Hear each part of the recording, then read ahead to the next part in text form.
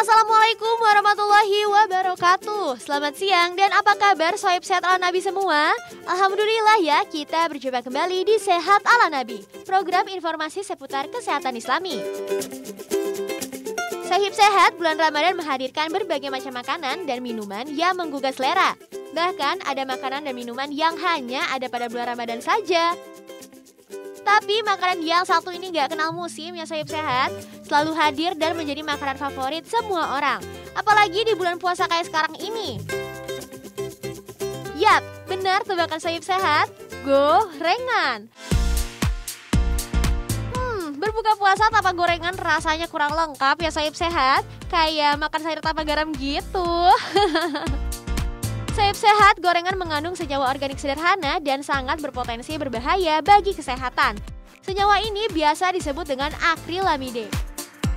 Seringnya mengkonsumsi makanan mengandung minyak akan berdampak buruk bagi kesehatan kita, seperti munculnya penyakit kolesterol, sakit tenggorokan, asam lambung yang tinggi dan bisa menyebabkan penyakit jantung.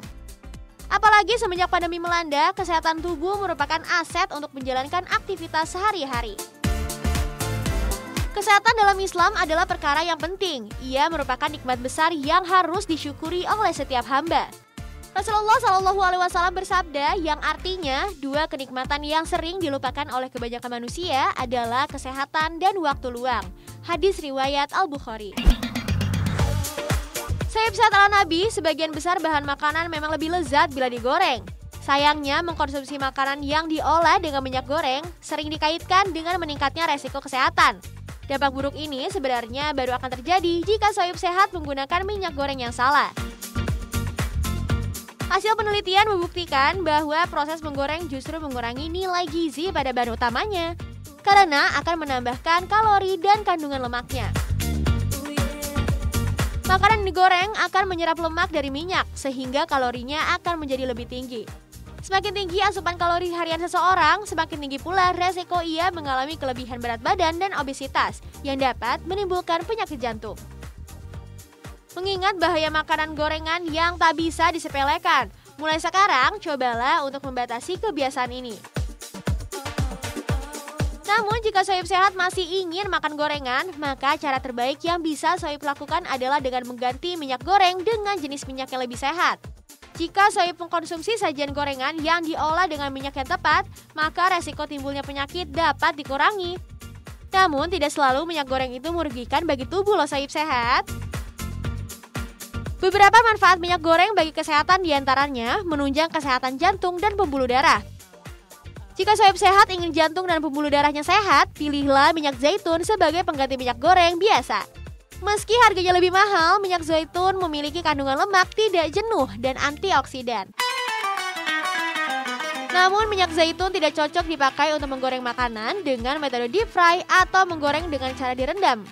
Karena minyak zaitun memiliki titik didih yang rendah, sehingga lebih baik dipakai untuk memanggang, membuat tumisan dengan sedikit minyak atau sebagai campuran salad. Sohib sehat ala Nabi menggunakan minyak goreng yang tepat juga dapat mendukung kesehatan kulit.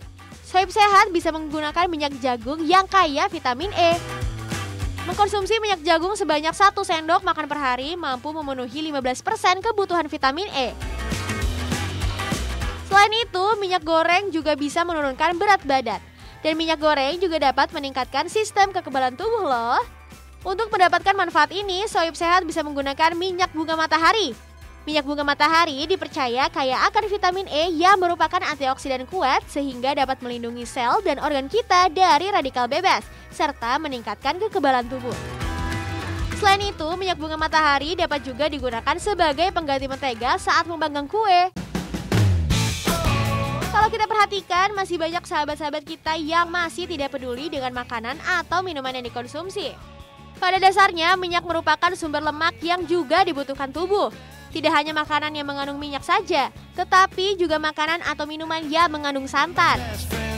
Santan mengandung lemak jenuh dipercaya beresiko menyumbat peredaran darah dan bisa menyebabkan kolesterol tinggi dalam tubuh. Menurut penelitian, 1 cangkir santan menurunkan sekitar 40 gram lemak, tetapi dapat meningkatkan tingkat lipoprotein. Peningkatan lipoprotein dapat merugikan kesehatan dalam jangka panjang. Benarkah santan dapat menyebabkan berbagai penyakit? banyak orang yang akhirnya berbuka puasa ya maaf mungkin dengan gorengan ya, atau mungkin dengan produk-produk yang santan yang sudah dipanaskan, diolah segala macam. Sehingga akhirnya apa? Numpuk semua di badan, menjadi minyak-minyakan tadi itu, menjadi yang kita tahu dalam minyak tersebut mengandung lemak-lemak yang tidak baik. Penyebabnya apa ya Pak Ustadz jika kita mengkonsumsi santan berlebih? Akhirnya apa? Ada 3 masalah di situ. Masalah pertama dari lemak, namanya lemak trans ya, yang ada pada minyak goreng tadi yang dipanaskan. Itu jadi masalah buat jantung. Yang kedua, garamnya. Ya, ketika garam dipanaskan, digoreng juga jadi masalah juga buat jantung dan pembuluh darah. Yang ketiga, dari tepungnya. Tepung ketika digoreng menjadi makanan yang lengket dan bermasalah untuk usus dan menyebabkan satu keadaan disebut dengan leaky gut atau usus bocor. Jadi sohib sekalian, sayangilah badan kita di waktu Ramadan untuk jangan sampai kita mengkonsumsi makanan-makanan justru malah bikin tubuh kita tuh berat mencernanya. Salah satunya adalah gorengan. Resiko kolesterol baru didapat kalau santan dipadukan dengan bahan makanan yang lain yang mengandung kolesterol, seperti daging, telur, dan jeroan. Ditambah lagi makanan tersebut dikonsumsi bersama dengan karbohidrat yang tinggi, seperti nasi. Selain memicu kolesterol, hal itu juga bisa menyebabkan obesitas.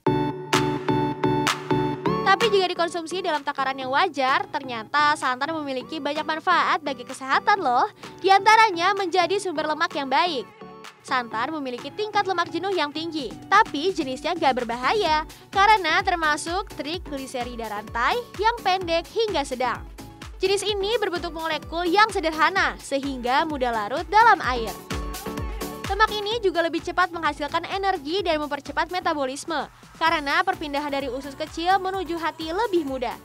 Di samping itu, santan mengandung asam laurik yang lebih mirip lemak baik dalam ASI, bukan lemak jahat pada daging. Sehat ala Nabi, baiknya santan dikonsumsi tak lebih dari seperempat hingga setengah cangkir sehari. Lebih baik lagi jika santan dikombinasikan dengan bahan-bahan seperti sayuran, ayam, serta tofu. Kolesterol baik dalam tubuh bisa meningkatkan jika mengkonsumsi santan dengan takaran yang pas loh. Santan juga kaya akan mineral dan antioksidan.